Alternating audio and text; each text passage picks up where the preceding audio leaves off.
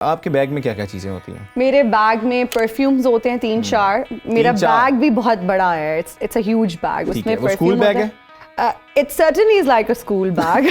Fans को लेके क्या कहेंगी? क्यूट है, फैंस के बगैर जिंदगी इनकम्प्लीट है भाई, दे आर क्यूट। लेकिन मेन कमेंट्स जो आते हैं उस पे क्या कहेंगी? अच्छा, मुझे एक कांस्टेंट कमेंट आता है कि वो कोई एक ही बंदा I want to marry you। अब पहले मैं ये बताना चाहती हूँ कि मैरिज यू से तो आप बिल्कुल मेरे से मैरिज नहीं होनी, इस तरह नहीं होती। अगर आपके पास फोन है अपना तो पहला नंबर किसका डायल किया हुआ है, मतलब लास्ट कॉल से पहले? क्योंकि लास्ट तो अब्बू का ही था ना। अब्बू का ही था। अब्बू से पहले किसे आपका किया हुआ है।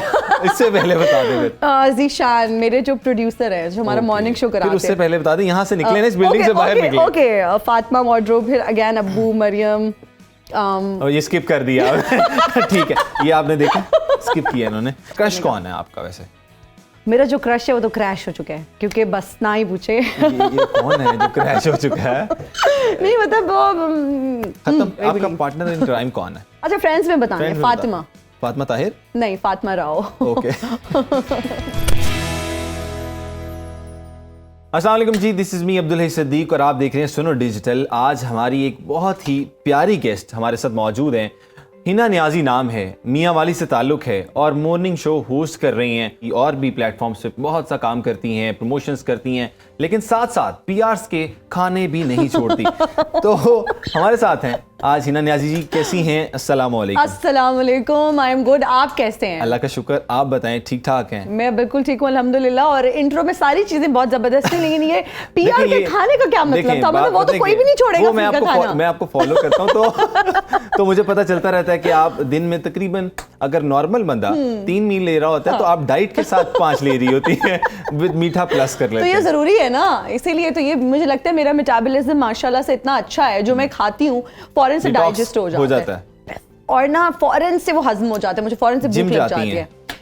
जिम जाती नहीं थी actually, because I am very foodie और बहुत ज्यादा मैं खाती हूँ, हर वक्त खा रही हूँ, तो आई एम ईटिंग 24/7। आप तो देखते ही रहते हैं। तो मैंने सोचा कि फिटनेस बहुत ज़रूरी है। और जब मैं मॉर्निंग शो मैंने स्टार्ट किया, उससे पहले भी खैर इस चीज़ का अंदाज़ा था कि फिट रहने के लिए जिम जाना या फिर वॉक करना बहुत ज़रूरी है, लेकिन जब से मॉर्निंग शो किया तो ये एहसास ज़्यादा हुआ। जो भी डॉक्टर्स आते थे, जो भी हेल्थ एक्सपर्ट्स आते थे, वो पहली बात ये करते थे कि आप जिम जाएं।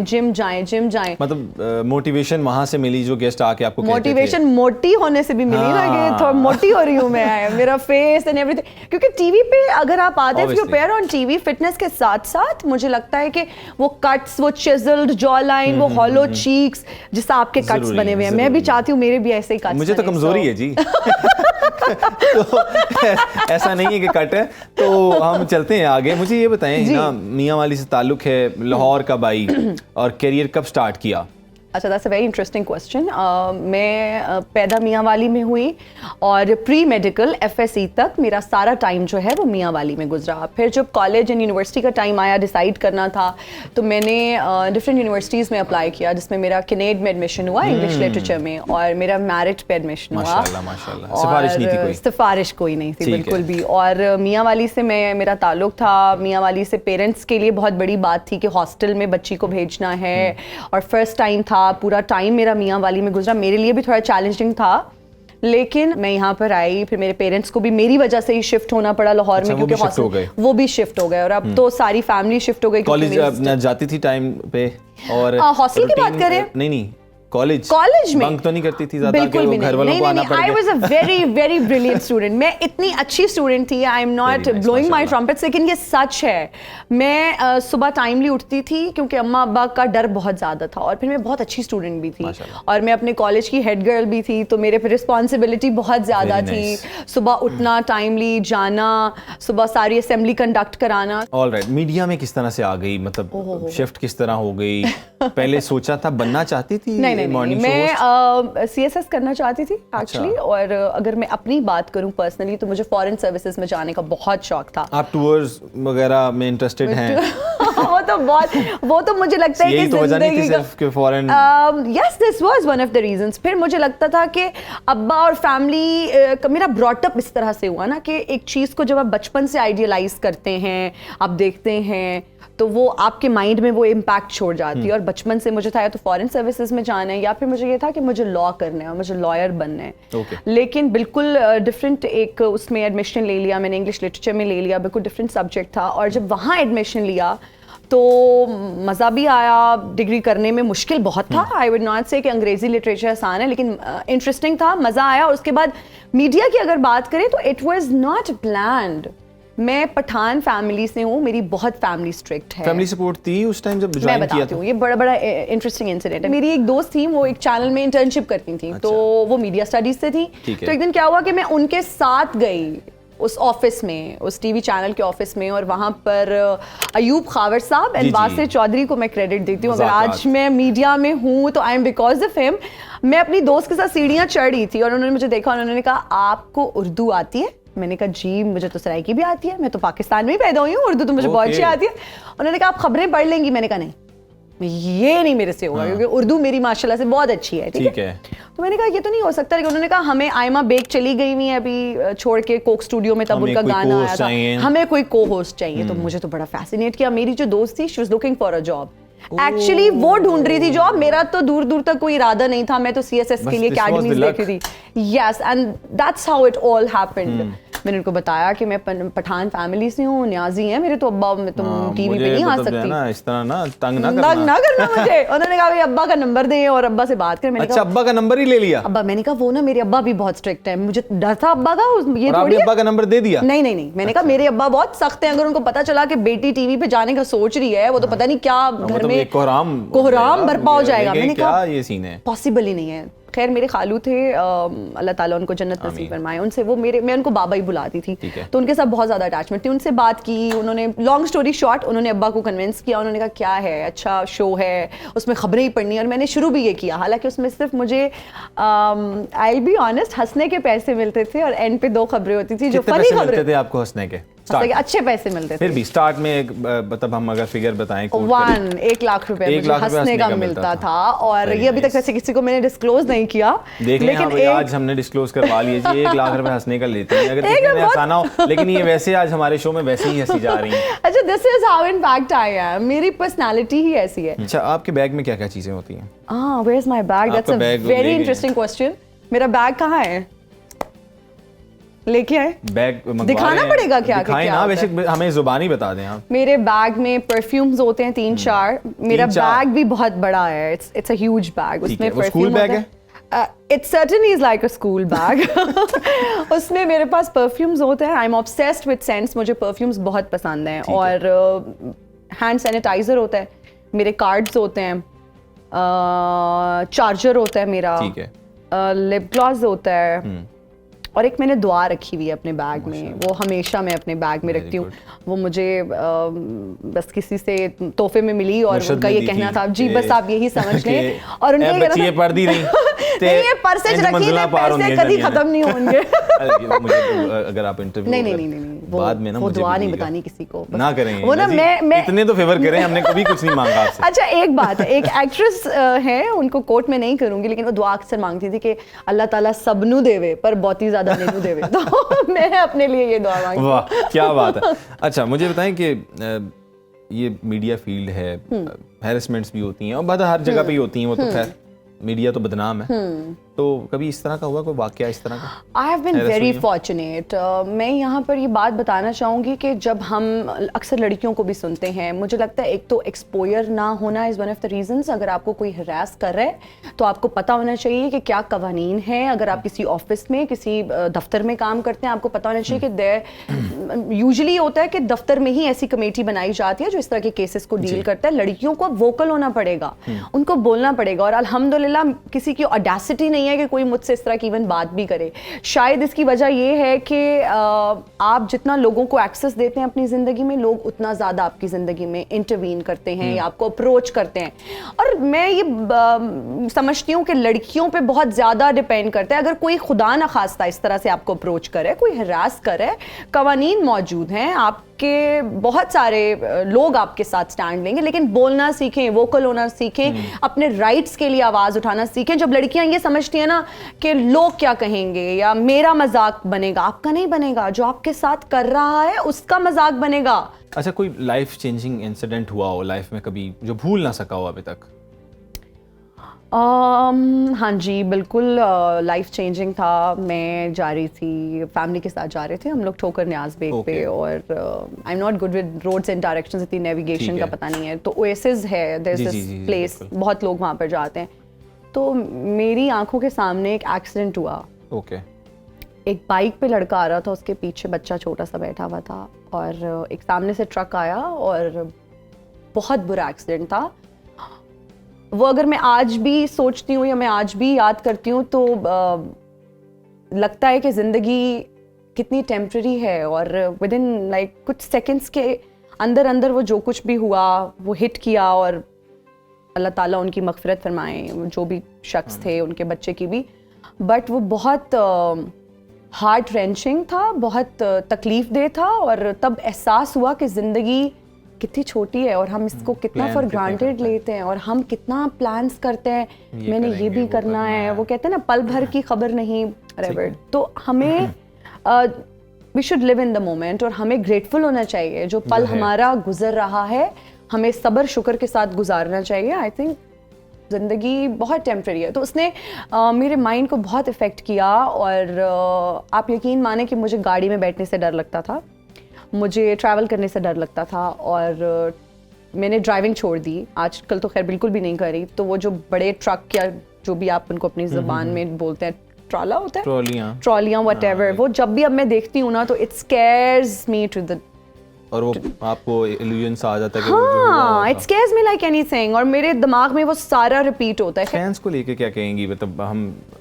चले गए थे किसी और क्यूट हैं फैंस के बगैर जिंदगी इनकम्प्लीट है भाई, दे आर क्यूट। लेकिन मेन कमेंट्स जो आते हैं उस पे क्या कहेंगे? अच्छा, मैं को बात बताती हूँ, मुझे पता है किस तरह के मीन कमेंट्स आते हैं। मुझे मीन कमेंट क्या आते हैं जिसपे आपको बहुत हंसी आई हो? हमें एक आधा तो शेयर करें, मैंने निकाले नहीं। इतना खाती है, कहाँ जाता है, मोटी क्यों नहीं होती? अच्छा, ये आते हैं। या मैं कहती हूँ, मुझे एक कांस्टेंट कमेंट आता है कि वो कोई एक ही बंदा, I want to marry you। अब पहले मैं ये बताना चाहती हूँ कि मैरिज यू से तो आप बिल्कुल मेरे से नहीं होनी, इस तरह नहीं होती। और मेरी हर तस्वीर के नीचे वो कमेंट आता है I want to marry you। So I think fans are very cute। Mean comments मुझे बिल्कुल भी नहीं आते। मुझे ज़्यादा ये आता है कि इतनी देर बाद तस्वीर लगाई, और ना वेट कर रहे होते हैं तस्वीर का। हाँ, और अक्सर मुझे कमेंट्स के नीचे ना, मेरे पिक्चर्स के नीचे भी कमेंट आता है, मैंने फ़ोन किया था तुमने उठाया क्यों नहीं, नाराज़ हो क्या? अच्छा, कौन लोग हो यार आप, कौन लोग हो? मतलब आपको ये पता नहीं चलता कि कौन मुझे कॉल कर रहा था जो मैंने उठाई नहीं। ठीक हो गया जी। अब अगर आपके पास फोन है अपना, तो पहला नंबर किसका डायल किया हुआ है? मतलब लास्ट कॉल से पहले, क्योंकि लास्ट तो अब्बू का ही था ना। अब्बू का ही था। अब्बू से पहले किसे आपका किया हुआ है? इससे पहले बता दे फिर। ज़ीशान, मेरे जो प्रोड्यूसर है, जो हमारा मॉर्निंग शो कराते हैं, उससे पहले बता दे, यहाँ से निकले ना, इस बिल्डिंग से बाहर निकले। ओके, फातिमा वार्डरोब, फिर अगेन अब्बू, मरियम, और ये स्किप कर दिया। ठीक है, ये आपने देखा, स्किप किया इन्होंने। चले जी, सारे ऑफिस के लोगों को ही मैंने कॉल डायल की हुई है। ठीक है जी, यहाँ नाम आया है ना, तो वहाँ पर हमें फील हुआ कि कोई स्किप हुआ है। तो ये जल्दी शादी करने वाली है, मैं आपको बता रहा हूँ। ये मैं समझ ले ब्रेकिंग दे रहा हूँ आप लोगों को। अच्छा जी, हम पॉलिटिकल एक हमारा सेगमेंट है एंटरटेनमेंट का, और आपने ये बताना है कि अगर ये लोग इस प्रोफेशन में ना होते तो ये क्या होते? आपने बताना है कि शाहरुख खान अगर एक्टर ना होते तो क्या होते? डिजाइनर। ओके। हुमायूं सईद अगर एक्टर ना होते तो क्या होता?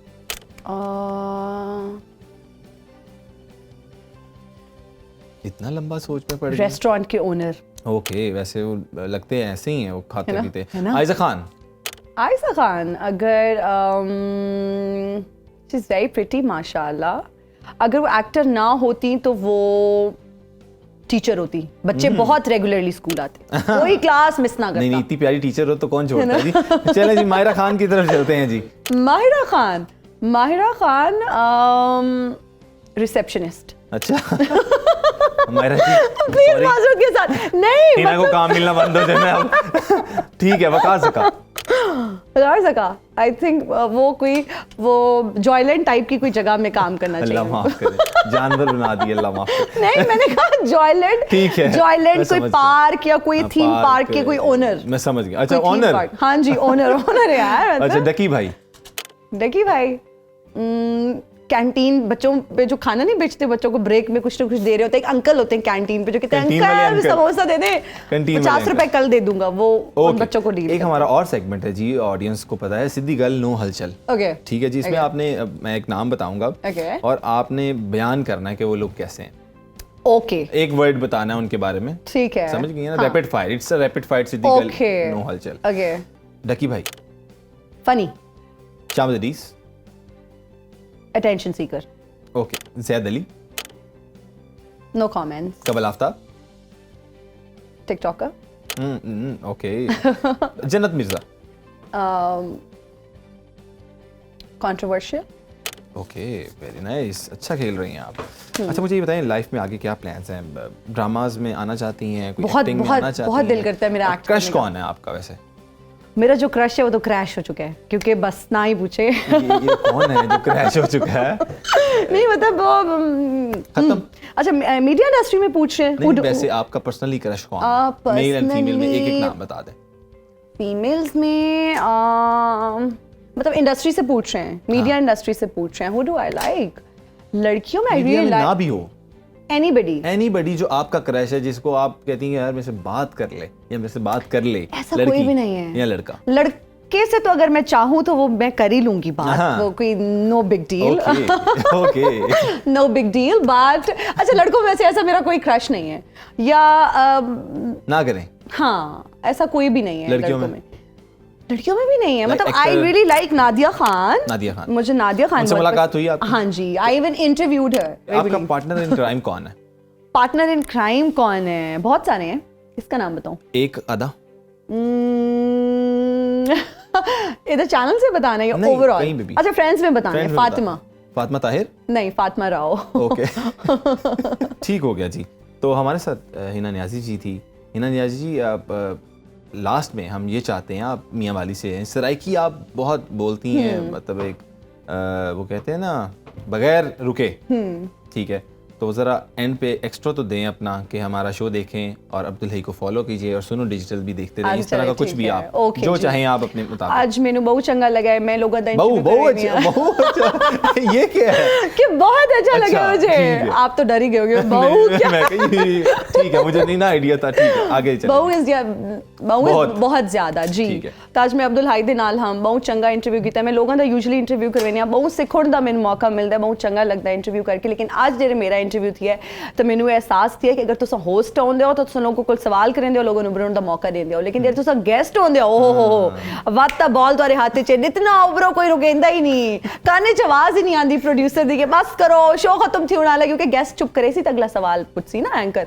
लेकिन इन्हां दा बहुत चंगा शो है, मैं इन्हां नूं फॉलो करनी आ। सुनो डिजिटल ते मैं इन्हां दे शोज वगैरह देखदी रहनी आ, इंटरव्यूज कंडक्ट करे ने बहुत अच्छे तरीके नाल करे ने, गेस्ट इन्हां दे नाल बहुत कंफर्टेबल फील करें। आई थिंक इतनी तारीफां बहुत, क्योंकि तुम मैंने इतने पैसे देते thank you for this promotion. और हमारा शो अगर पसंद आया तो लाइक करें, सब्सक्राइब करें हमारे चैनल को और देखते रहें सुनो डिजिटल। अब्दुल हई को दीजिए इजाजत। नेक्स्ट एपिसोड में एक नए गेस्ट के साथ हाजिर होंगे। अल्लाह हाफ़िज़।